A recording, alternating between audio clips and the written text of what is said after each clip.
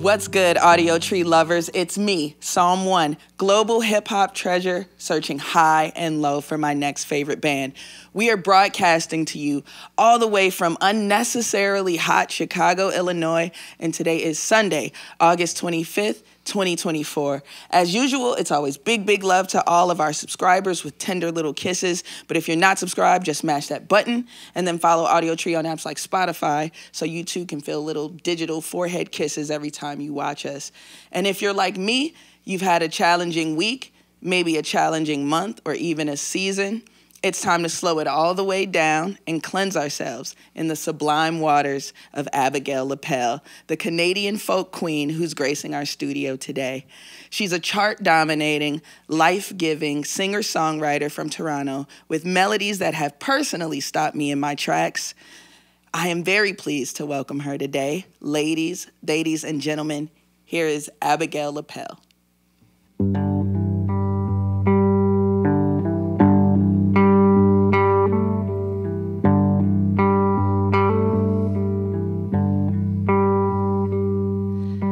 If I had $1 to my name,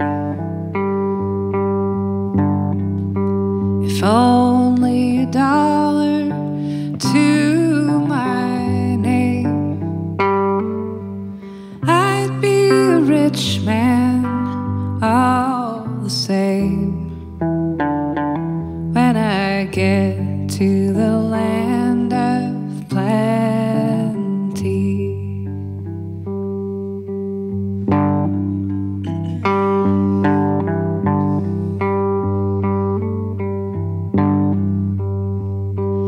fell in love with a sailor's daughter.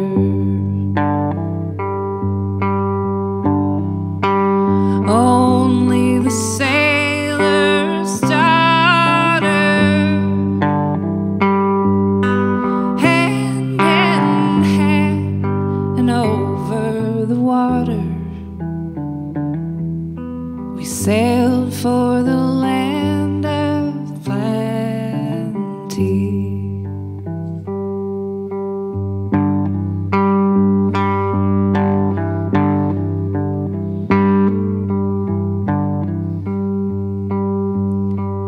Long is the road, long is the road, long is the road and narrow. Sleep, my love, till tomorrow, and dream of the land of plenty.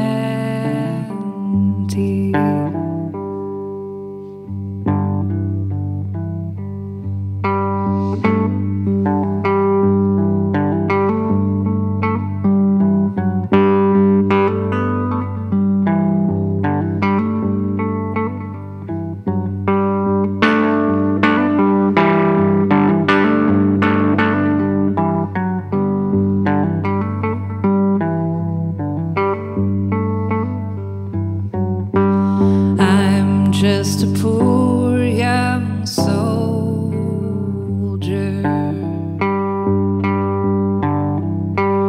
only a poor young soldier. Got the weight of the world on my shoulders.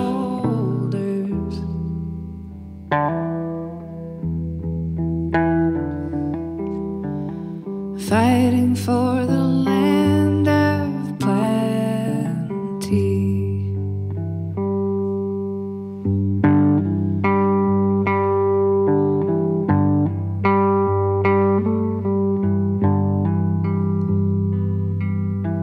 But if I had $1 to my name, if only $1 to my name, I'd be a rich man all the same.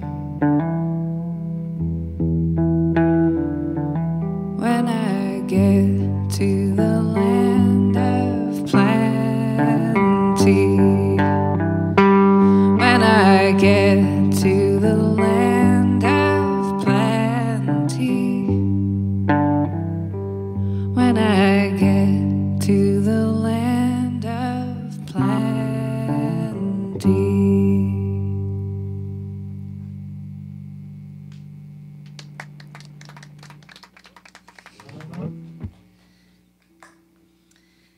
Okay, this is a song from my new album, Anniversary, which is a collection of love songs.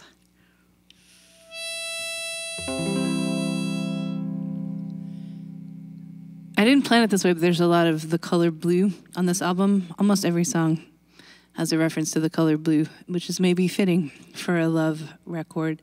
And this one is called Blue Blaze.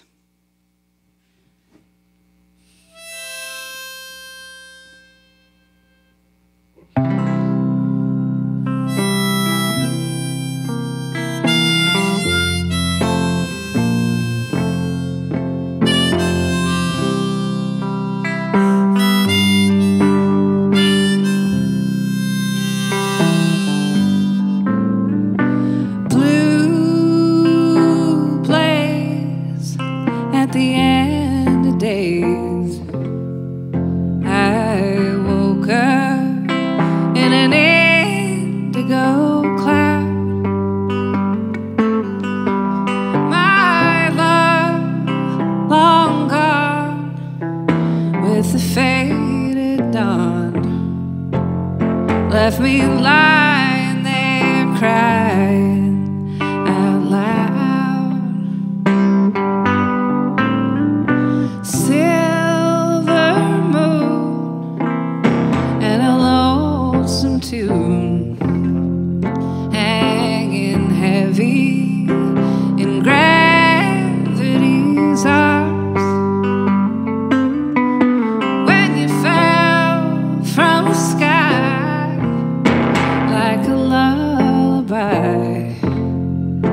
left me spinning in an ocean of stars. How long is this longing? Moments dawning of sweet relief. Sad song lasts a whole life long. When the pleasure of love is so brief.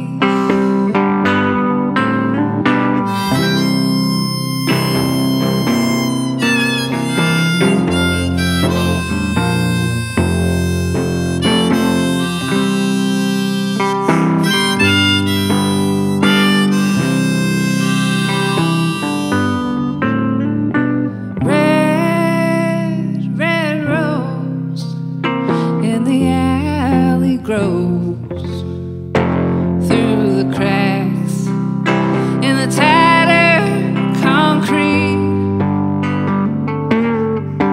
Well, heaven knows that's the way it goes. Sometimes love is so thorny and so sweet.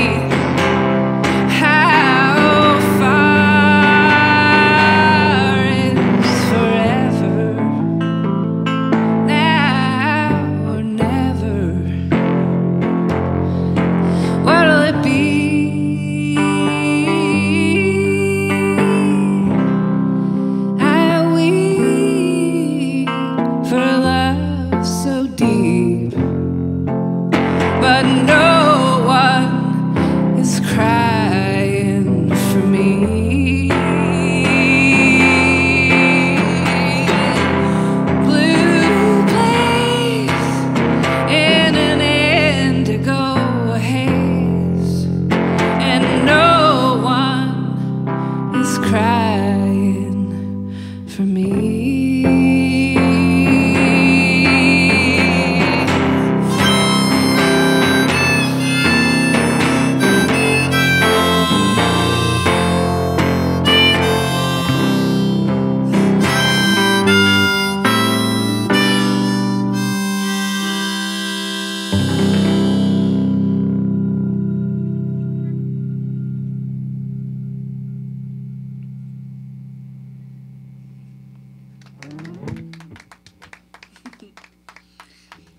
It's so nice having just like an audience of one to four. So this song is a love song about love songs. It's called Count on Me.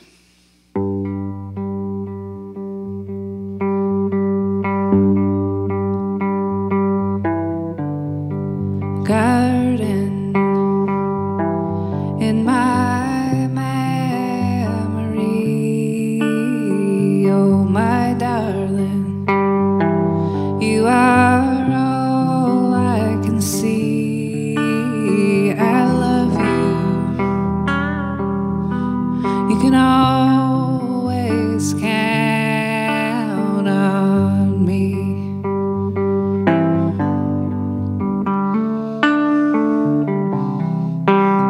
And I told you in a reverie, I'll have and hold you like a melody. Just remember, you can always count on me.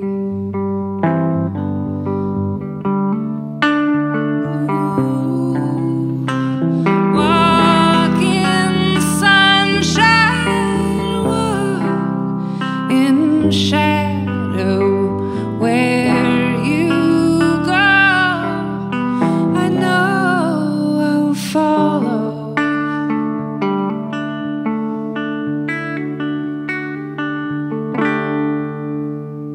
Fortune, I can only guess.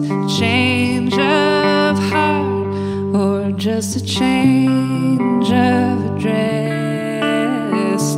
I will be there. You can always count on this.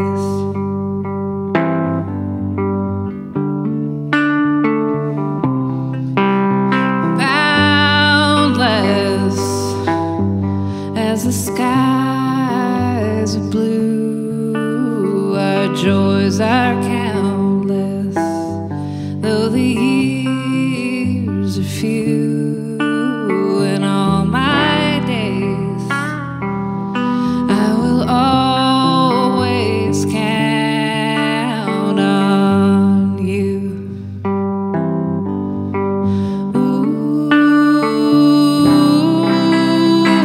Walk in sunshine, walk in shadow. Where I go, you know you'll follow.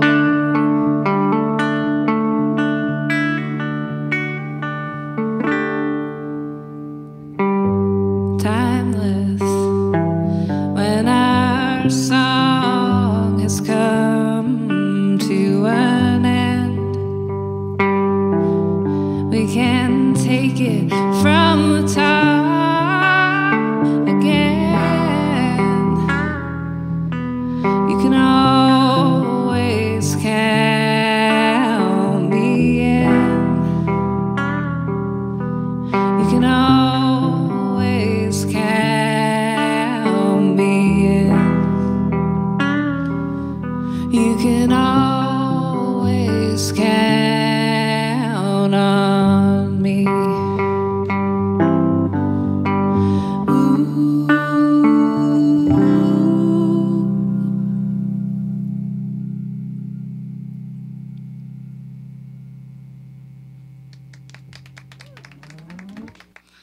This is a love song. It's called I Can't Believe, which is how I feel sometimes about a love song. I can't believe it.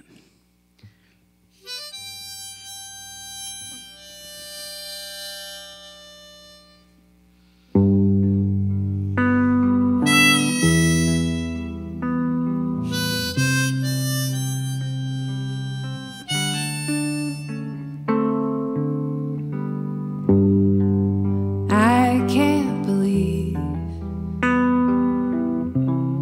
you believe in me. The years are short and the days are long.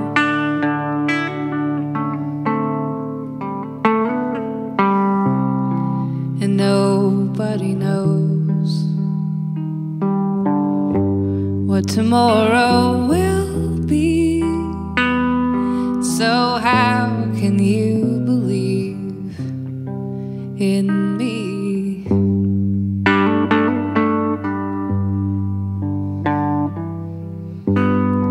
Hands in your pockets, standing at the bar all night long. I watch you, watch me from afar.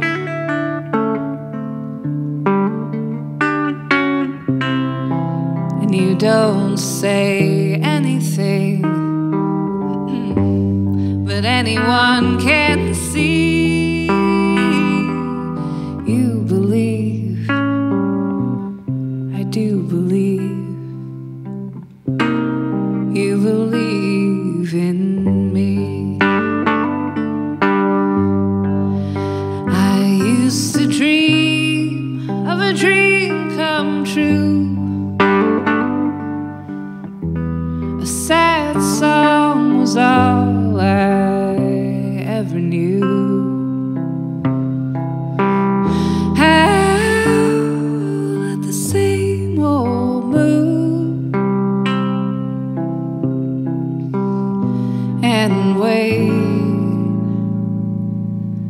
for someday soon.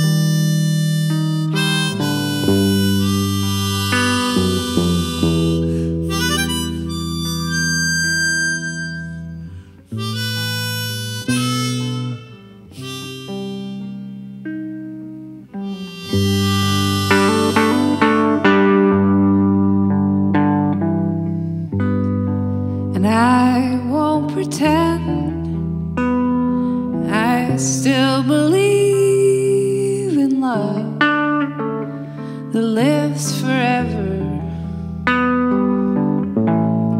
like the stars above.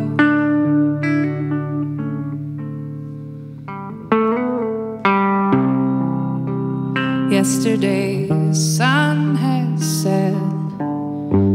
Today is all we get, but I believe that's enough for me.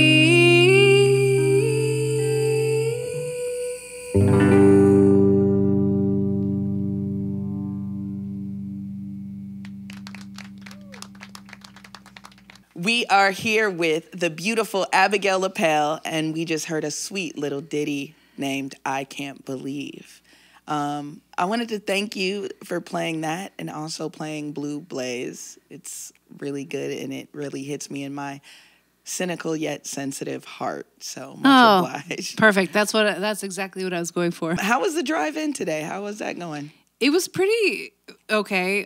We accidentally rented an electric vehicle, which I'm all about. I'm very excited to try it out, but we've had some like bit of a learning curve figuring out how to do the supercharging and leaving time. And so I think we're slowly figuring it out, but yeah it was good. It's been pretty, I thought I left like an extra hour for traffic actually, and it wasn't too bad. Oh, that's nice. That's always good. What's a good road snack you're into these days? I've been having a lot of food cravings lately. Yesterday I was craving like cheesies, like cheese puffs, but like the really cheap kind from the dollar store. Sure, no, those are the ones they really flavor those up. Oh yeah, so I was hitting the cheese puffs pretty hard. And I've been eating. Well, yeah, I was saying too. Like I tend to hoard a lot of food on tour, as many artists probably can relate. Is it hoarding or is it just taking what's yours? Exactly. It's like it's just nature's way. Like a squirrel would do. Yes. I just squirrel away. Like if there's snacks in the green room, any like fruit and cheese plate that's left at the end of the night, I will like pack it away, possibly to be abandoned in my car for like 2 weeks and create a horrible slurry of fruit. But yeah, I tend to be pretty squirrely with those green room snacks. Is it on your rider, or you just let it give it up to the road gods? Oh, good question. I mean, yeah, I have some fruit and cheese on my list for sure, and then but no one ever finishes it, especially like the broccoli and cauliflower. Then the dip. Oh man, yeah. There's a raw broccoli. Like people are not eating that. But I was talking to one of my bandmates about this because she was saying she'll just pack it up and like take it home and make a stir fry, which is good thinking. So some good tips. All you aspiring touring artists out there, take the broccoli. It's a glamorous life. Yes, take the broccoli and eat the fruit. You're playing solo Dola today, and I love that. But what are your shows like when you have friends on stage with you? Maybe you have a show like at home. Yeah, I've been touring with both with a full band for the last sort of album cycle, as well as some duo shows and some more stripped down, like today's solo. Very intimate kind of versions of the songs. And I really there's things I like about all of them. Sure. Playing with a band is always fun, and I've been really lucky to have some great collaborators. And at the same time, I enjoy the versatility of just getting in my rented EV and hitting the road.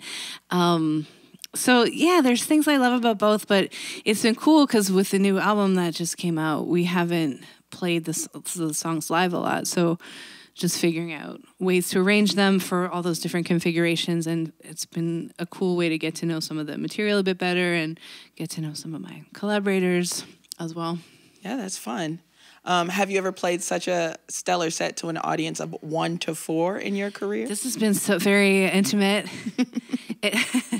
I think this is the best looking audience of 1 to 4 I've ever. Let's go. Camera ops are fine. Let's go. Let's go. I can't lie. How long would you say you've been doing music? I believe it's always different than what Wikipedia says. Oh, that's interesting. Yeah, I've always been singing songs as long as I can remember. Before I could talk, according to my family, I would just be like constantly singing little songs to myself. So depending on how you count, I've been on the road pretty much full time for maybe the last 3 or 4 years or so, not including. There's a little break around 2020. Sure. I can't remember why, but I took a little time off the road. So yeah, five years or so, kind of doing like full time road warrior. You are in an elite club of pregnant people playing Audiotree. That's right. And you're carrying a little human, so congratulations. Yeah, thank you. Is this the mini retirement that you speak of on your Instagram? Mm-hmm. Yeah, I think by the time people see this human will already be in the world and out and about. So yeah, I'm taking a little time off this winter for that, and then we'll see what happens. Who knows? See. Yeah. Yeah, whole new experience loading. It's exciting and also terrifying. Absolutely. Absolutely. Even though I'm waiting on her second album, Cardi B is an artist that really turned hip hop around for women who get pregnant during their career and are in the limelight. She showed rappers they could still tour and take care of their bodies and still deliver. Are there any mommy artists that you look up to? That's so cool. I've been thinking about this a lot because as a Canadian folk singer, as far as like a genre compared to hip hop, I think it's a little more accepted. A little different. Yeah, and a little more maybe family friendly in some ways, and in other ways, I'm sure not at all. So, but I was just chatting with actually the label I work with, Outside Music. There's a bunch of moms on the label just by coincidence. Jill Barber, who's a wonderful Canadian singer-songwriter, and the Good Lovelies, who I just saw at a festival. They 2 out of the 3 of them are sort of working parents as well, and Charlotte Cornfield's really great Toronto artist, singer-songwriter, whose songs I love so much, and she had a baby, I guess 1.5 years almost ago. So I've been sort of looking around and like reaching out to people I know and trying to get some advice on how how to make navigate. How to navigate, exactly. Sure. Other than the advice to like not have kids, don't which do is it. yeah. But it's cool. I mean, and it's interesting to see how that's become. Like you said, there's a lot of trailblazers kind of making that more acceptable and more mainstream. And yeah, it's really cool. Nice. My wife is certified in baby yoga, and Yes. I taught children music in my career as well. How do you allow the kids to inform your music, your songwriting? Because you also have a children's album. Yeah, I also used to teach children's music, like 0 to 5-year-olds, actually. yeah. So baby and toddler music classes. I would do like parent and toddler, or I did some classes in daycares for a long time. And actually I released this Lullabies album last year that is, it's all different traditional songs, mostly from around the world in different languages. But it kind of came about because at my baby music classes, I would do lullabies every class. There would be like fun sing along and dancing and clapping, whatever. And then at the end of every class, I would have everyone pretend to sleep and I would do a lullaby. So I spent time collecting all these lullabies from around the world, which I loved to do. And I always thought about, maybe recording them or trying to make, because I'm not really a kid's musician per se, but I thought it would be such a lovely thing for, the families in my classes and any babies in my circle, and parents or just insomniacs, anyone that couldn't sleep. So then during COVID, I ended up recording this children's album / lullabies. I'm not sure if it's like fully a children's album. Sure. But I would have liked it as a child. They're like strange. Some of them are darker songs, like lullabies, much like nursery rhymes. There can be a lot of sort of darkness lurking beneath the surface. And I just find that my own writing can be really inspiring too, looking at the, having done so much kids music. And like, I don't know if you feel that way as a rapper, like all the sort of sing-song like rhymes and kind of just the cadence of that, that kind of poetry that's for kids can be really inspiring as a writer. And there's something like so egoless about it too that I love. Working with kids. Like they're there to have fun and they will give you instant feedback. Like if they're not feeling it, like you'll know right away. So yeah, it's been really helpful for me as a writer too, I think, and a performer.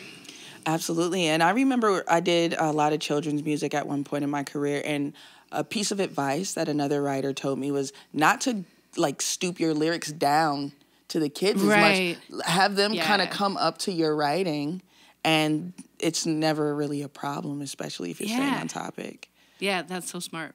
Yeah. Yeah, kids are smart. Kids are. They're so intuitive, and they'll let you know if something isn't very smart.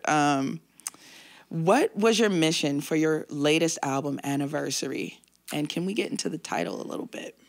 Yeah, Anniversary, the album is all love songs, which is kind of a departure for me as a songwriter. I have not written that many love songs, and I like the idea of having some structure and exploring different angles. Like there's some kind of more, how did you put it, like cynical? Yeah, a little bit. More bitter, like kind of love / breakup songs, and there's kind of some ghostly love songs, and then also just some like nice sentimental ballads too. And so I love the idea of kind of getting into a theme in that way.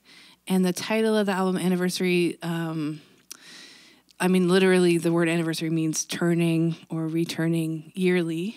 And I like that idea of revolving seasons and sort of marking the passage of time. And I was thinking about that a lot, especially with the way that music is such a big part of that, with,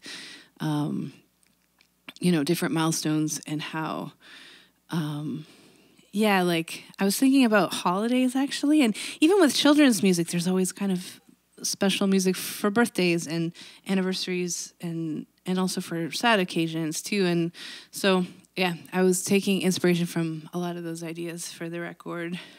Absolutely, because I got a little wedding anniversary in there, type of vibe. So, really, really great. And am I correct? You are releasing a deluxe next year at some point? Yeah, there's going to be like some extended edition of Anniversary coming out.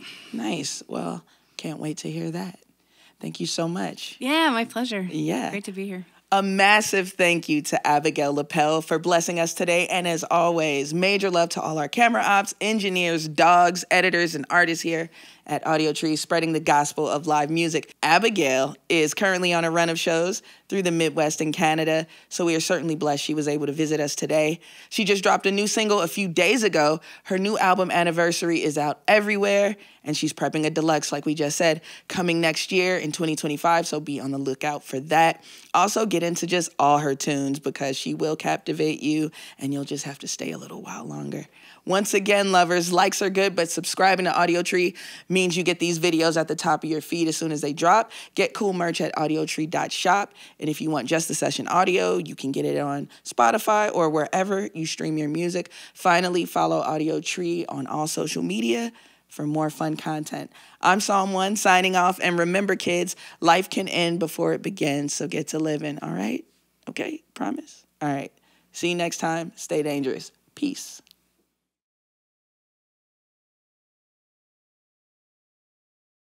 All right, so you guys want to do it for real now?